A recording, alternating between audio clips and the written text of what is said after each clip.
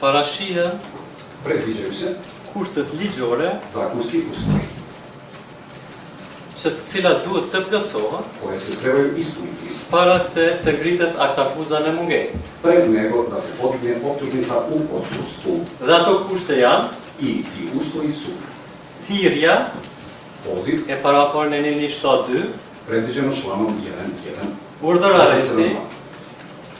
urdhër arresti poternica e paraporën e 173, predviđena sa članom 1.7.3, kërkimi adresës pandyrje në territorin e Kosovës nga neni 534, traženje adrese na teritoriji Republike Kosova i člana 38, dhe letërrështimi vendor dhe ndërkombëtar i paraporën e neni 535 i međunarodna të kodit të poternica procedurës.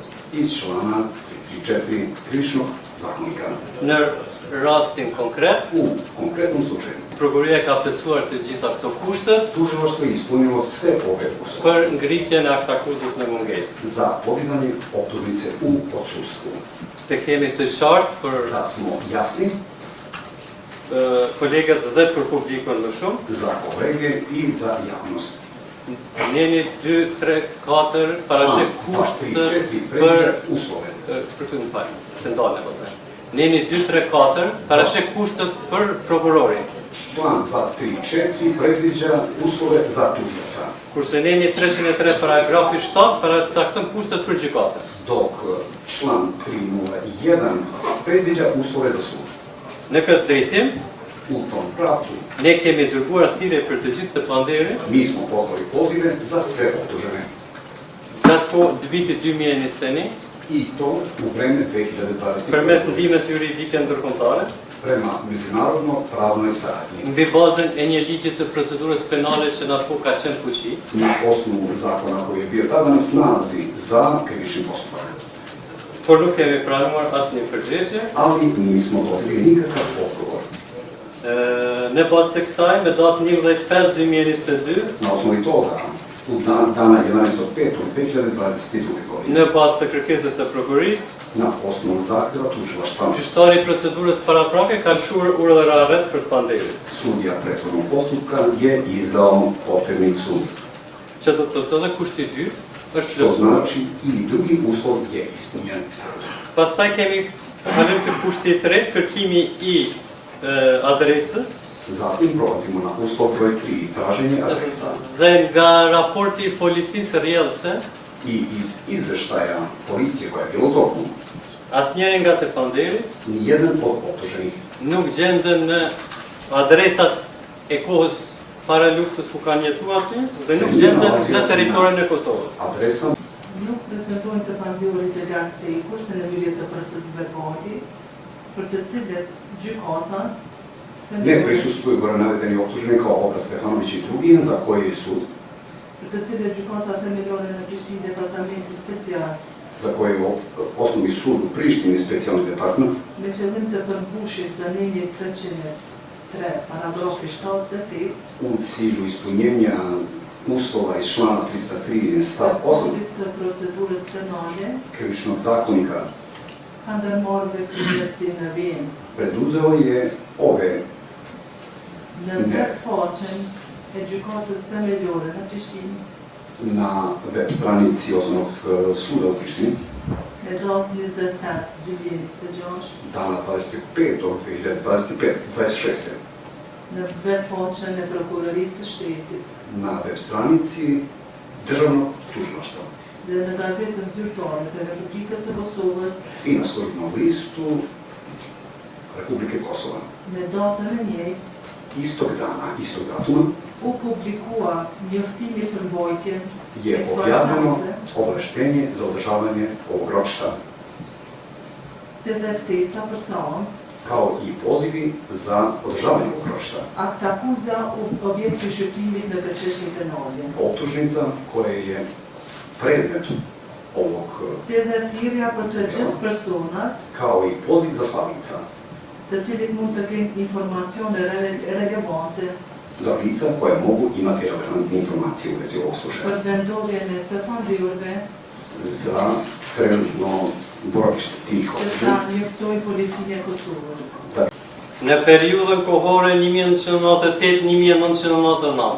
U vremenskom periodu 1998-1999 godine, Gjatë kohës së luftës në Kosovë, tokom ratnog razdoblja na Kosovu, në fshatin Reçak, komuna Shtimës, u selu Rečak, opština Štiblje, me dashje në bashkëkryrje individualisht dhe në përgjithësi komanduese, namerno u saizvršilaštvu individualno i pod komandom odgovornošću. si pjesëtar të ushtrisë së Ish Jugosllavisë, brigada dyshime 43 e mekanizuar e armatës së 3 të korpusit të Prishtinës, Kao pripadnici vojske bivše vojske Jugoslavije, 243 brigada, mehanizovana brigada 243 treće armije, nazvane Prištinski korpus. dhe pjesëtar të Ministrisë së Punëve të Brendshme të njohur si MUP, Također i drugi pripadnici Ministarstva unutrašnjih poslova, poznati kao MUP, në të cilin bënin pjesë u kojima su bili prisutni njësia veçante e policisë e njohur si PJP, posebna policijska jedinica, poznata kao PJP, njësia speciale antiterroriste e njohur si SAI, specijalistička antiteroristička jedinica, poznata kao SAI, njësitë e divizionit për siguri shtetërore të njohur si RDB, specijalne posebne jedinice Odjeljenja državne bezbednosti, poznati kao BJB, njësitë e divizionit për siguri publike të njohura si RJB, jedinice poznate za javnu bezbednost, koje su bile poznate pod imenom RJB, dhe njësitë rezerve, kanë shkelur rënd rregullat e së drejtës ndërkombëtare, ozbiljno su prekršili međunarodna prava, përkatësisht nenin 3 lidhur me nenin 147 të Konventës së 4 të Gjenevës të datës 12 gusht 1949 dhe protokollat shtesë 1 dhe 2 të vitit 1977, tačnije član 3 u vezi sa članom 147 četvrte Ženevske konvencije od 12. avgusta 1949. godine i dodatnih protokola 1 i 2 iz 1977. duke kryer vrasje, Vršeći ubistva, trajtim njerëzor, nečovečno postupanje, shkatrimi i pasurisë, uništavanje imovine, dëbim masiv dhe spastrim etnik të popullsisë civile të nacionalitetit shqiptar të cilët nuk ishin të përfshirë në luftë, masovno deportiranje i etničko čišćenje civilnog stanovništva albanske nacionalnosti në atë koje mënyrë nije që bilo uključeno u rat na bilo kakav način. në një vrasje Tako da u jednom ubistvu me datë 15 janar 1999 dana 15. januara 1999. godine në fshatin Reçak, komuna Shtimës, u selu Rečak, opština Štiblje, të panderit e lartësekur në cilësinë e pjesëtarëve të forcave policore dhe ushtarake serbe, gore navedeni pokretni u svojstvu pripadnika srpskih policijskih i vojnih snaga, me dashje dhe në bashkëkryrje, namerno i u sa morën izvršenja, pjesë dhe kontribuan në vrasjen e 42 civilëve të fshatit Reçak, učestvovali i doprineli ubistvu 42 ljudi civila iz sela Račak. emrat e të cilëve gjenden në shtojcë 1 të kësaj aktakuze, Imena čija su navedena u prilogu ove optužnice. ashtu që rreth orës 6 të mëngjesit Tako da, oko 6 časova ujutru, e rrethuan fshatin Reçak, okolili su selo Rečak. fillimisht e granatuan nga distanca prej disa vendeve të njohura si pishat, gështënjat, qesta dhe guri shkum, Prvobitno su granatirali iz daljine sa nekoliko poznatih mesta, kao što su Pišat ili Borovi, Grštenjak ili Kestranovi, Cesta ili Guri i Štum, probušen kamen. pastaj me automjete të blindura hynë në fshat dhe filluan të kontrollonin shtëpi për shtëpi, A zatim su oklopnim vozilima ušli u selo i počeli da pretražuju iz kuće u kuću, posebno me që rast, në vorrin e shtëpisë së Rashid Rashitit, fillimisht e vran Banush Kamerin, të cilit pastaj ja pren kokën. nakon čega u dvorištu kuće Rašid i Rašida prvobitno ubijaju Patuše Kamerija, a zatim mu odrubljuju glavu. Në vendin e quajtur Vrella i vrasin Hakim Metushin, Sabri Syla dhe Arif Metushin. Na mjestu Slavnog Brela ubijaju Rakija Metušija, Sabrija Sulju i Arifa Metušija. Në oborin e shtëpisë së tij e vrasin Ahmet Mustafën dhe fëmijën e tij Hajriz Jakupi. U njegovom dvorištu ubijaju Ahmeta Mustafu i njegov komšiju Hajriza Jakupi. Në afërsitë të shtëpisë së Zuk Mustafës i vrasin Skender Halili, Hanum Shahe Mujota. U blizini njegove kuće Zuk Mustafe ubijaju Skendera Halitija, Hanushahe i Mujotu. Pastaj vazhdojnë në drejtim të lagjës Beçaj Zatim su nastavili ka naselju Bečaj dhe derisa disa civil po largoheshin në drejtim të malit, i dok su se neki civili udaljavali u pravcu planine.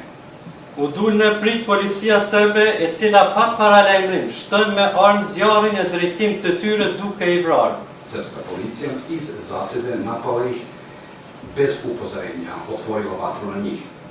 Me qëra su vranë Halim Beqiri, Riza Beqiri dhe Zenel Beqiri, kurse mbetën të plagosur Aziz Beqiri, Zuhra Beqiri dhe Fetije Beqiri. U tom slučaju su ubili Halima Beqirija, Rizu Beqirija, Zenera Beqirija, dok su Aziz Beqiri, Zuhra Beqiri i Fetije Beqiri teško ranjeni. Me pastaj në vazhdim të operacionit të tyre, policor dhe ushtarak hynë në lagjën e Mini, Zatim, u svoje policijske i vojne operacije ušli su u naselje Emini, e cila gjende një pjesën perëndimore të fshatit, koja se nalazila u zapadnom delu sela, ku me armë zjarri në oborin e tij e plagosën në këmbë Ismet Eminin dhe vranë vllaun e tij Ajet Eminin që të dy civil. gde su vatrenim oružjem u njegovom dvorištu upucali Ismeta Eminija u nogu i ubili njegovog brata Ajeta Eminija. Me pas në vendin e quajtur Qeshma, i vranë civilet Bajram Mehmeti, vajzën e tij Hanumshahe Mehmeti, ndërsa të plagosur mbeten Elhami Mehmeti, Makfirete Hajrizi, Floria Hajrizi dhe Hasan Bilali.